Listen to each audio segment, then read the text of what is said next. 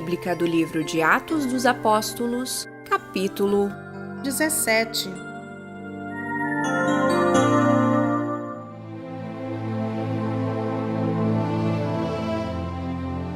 Tendo passado por Anfípolis e Apolônia, chegaram a Tessalônica, onde havia uma sinagoga judaica. Segundo seu costume, Paulo foi à sinagoga e por 3 sábados discutiu com eles com base nas Escrituras, explicando e provando que o Cristo deveria sofrer e ressuscitar dentre os mortos, e dizia: Este Jesus que lhes proclamo é o Cristo. Alguns dos judeus foram persuadidos e se uniram a Paulo e Silas, bem como muitos gregos tementes a Deus e não poucas mulheres de alta posição. Mas os judeus ficaram com inveja, reuniram alguns homens perversos dentre os desocupados e com a multidão iniciaram um tumulto na cidade. Invadiram a casa de Jason em busca de Paulo e Silas, a fim de trazê-los para o meio da multidão.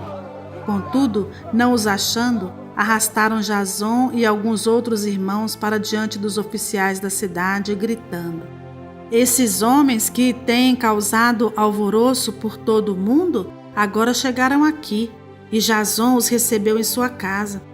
Todos eles estão agindo contra os decretos de César, dizendo que existe um outro rei chamado Jesus. Ouvindo isso, a multidão e os oficiais da cidade ficaram agitados. Então, receberam de Jason e dos outros a fiança estipulada e os soltaram. Logo que anoiteceu, os irmãos enviaram Paulo e Silas para Bereia. Chegando ali, eles foram à sinagoga judaica. Os bereanos eram mais nobres do que os tessalonicenses, pois receberam a mensagem com grande interesse, examinando todos os dias as Escrituras para ver se tudo era assim mesmo. E creram muitos dentre os judeus e também um bom número de mulheres gregas de elevada posição e não poucos homens gregos. Quando os judeus de Tessalônica ficaram sabendo que Paulo estava pregando a palavra de Deus em Bereia, dirigiram-se também para lá, agitando e alvoroçando as multidões. E imediatamente os irmãos enviaram Paulo para o litoral, mas Silas e Timóteo permaneceram em Bereia. Os homens que foram com Paulo o levaram até Atenas, partindo depois com instruções para que Silas e Timóteo se juntassem a ele tão logo fosse possível. Enquanto esperava por eles em Atenas, Paulo ficou profundamente indignado ao ver que a cidade estava cheia de ídolos. Por isso, discutia na sinagoga com judeus e com gregos tementes a Deus, bem como na praça principal. Todos os dias com aqueles que por ali se encontravam. Alguns filósofos epicureus e estoicos começaram a discutir com ele. Alguns perguntavam: o que está tentando dizer esse tagarela? Outros diziam: parece que ele está anunciando deuses estrangeiros, pois Paulo estava pregando as boas novas a respeito de Jesus e da ressurreição. Então o levaram a uma reunião do Areópago, onde lhe perguntaram: podemos saber que novo ensino é esse que você está anunciando? Você está nos apresentando algumas ideias estranhas e queremos saber o que elas significam. Todos os atenienses e estrangeiros que ali viviam não se preocupavam com outra coisa senão falar ou ouvir as últimas novidades.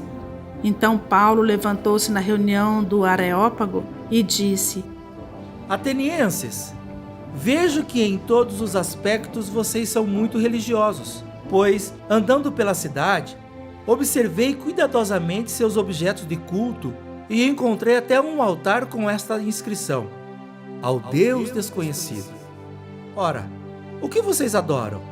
Apesar de não conhecerem, eu lhe anuncio.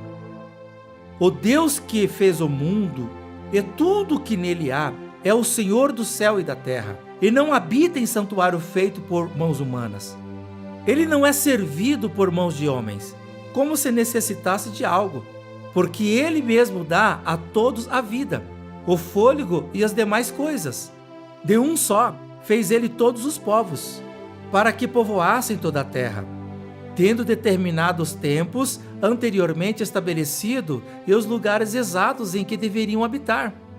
Deus fez isso para que os homens o buscassem e talvez, tateando, pudessem encontrá-lo, embora não esteja longe de cada um de nós, pois nele vivemos, nos movemos e existimos.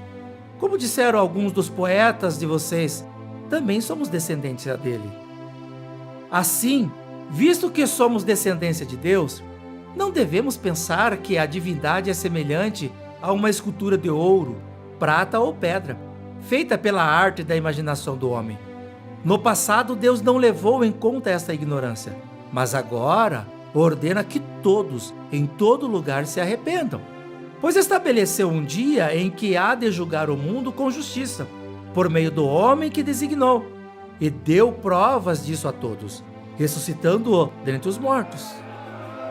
Quando ouviram sobre a ressurreição dos mortos, alguns deles zombaram e outros disseram: a esse respeito, nós o ouviremos em outra vez. Com isso, Paulo retirou-se do meio deles. Alguns homens juntaram-se a ele e creram. Entre eles estava Dionísio, membro do Areópago, e também uma mulher chamada Dâmaris, e outros como ele.